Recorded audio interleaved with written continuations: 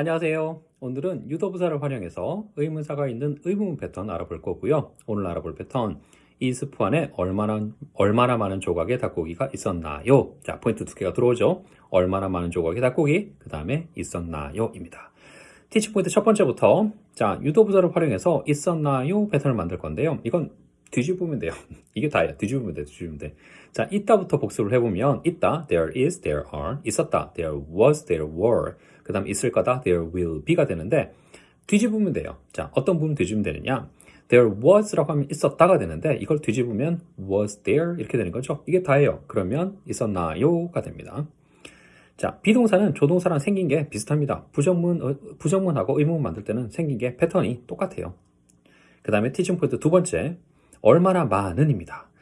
제가 문법을 배울 때도 명사편, 항상 문법책 맨 앞에 나오는 거, 명사편에 보면 가산명사, 불가산명사 이렇게 지도를 하는데 이거 좋은 설명 방법이 절대로 아니더라고요. 제가 아이들을 지도해 보니까 이 개념 자체가 굉장히 모호합니다. 그래서 가산이다, 불가산이다, 셀 수 있다, 셀 수 없다라는 개념으로 접근하지 마시고 우리가 어떤 걸 얘기할 때 숫자를 얘기하는 거니 아니면 양을 얘기하는 거니 이렇게 접근하는 게 훨씬 더 직관적이에요. 그래서 자, 소금을 셀 수 있는 거야? 라고 하면 아이들이 뭐 글짝거립니다. 알갱이 하나하나 이거 굵은 소금은 셀 수 있지 않아요? 이렇게 접근한다니까요, 아이들이. 그러니까 우리가 보통 소금을 얘기할 때 알갱이 개수 1개, 2개, 3개 이걸 뭐 국에다가 소금 알갱이 10개를 넣으세요. 이렇게 안 하잖아. 소금을 요만큼, 이만큼, 적당히, 조금, 많이 이렇게 얘기하지 알갱이 단위로 우리가 얘기를 안 하잖아. 그러면 아이들이 받아들입니다. 그래서 셀 수 있다, 셀 수 없다로 접근하지 마시고 우리가 어떤 아이템을 얘기를 할 때 숫자를 얘기하는 거니 아니면 양을 얘기하는 거니 이렇게 접근하는 게 훨씬 더 직관적이에요. 그래서 우리가 숫자를 얘기할 때는 how many라고 하는 거고 양이 많다, 적다라고 할 때는 how much라고 하는 겁니다. 그러면 아이들이 훨씬 더 직관적으로 받아들입니다.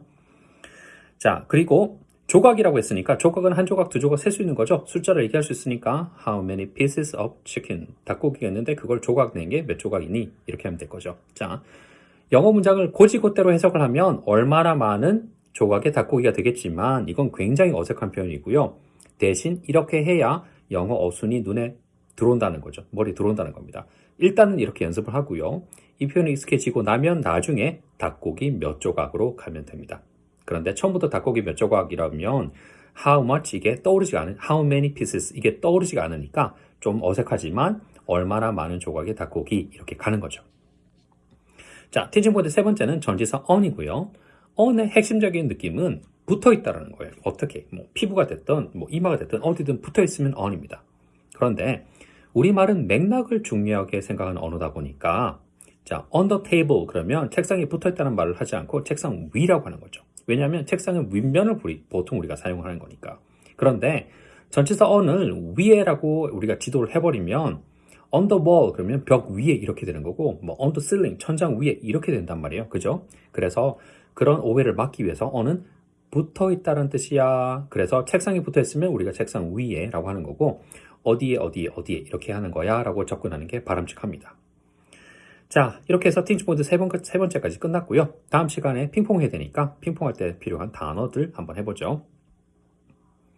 sugar, 설탕, milk, caffeine, coffee, pepper, salt, garlic, 마늘이고요.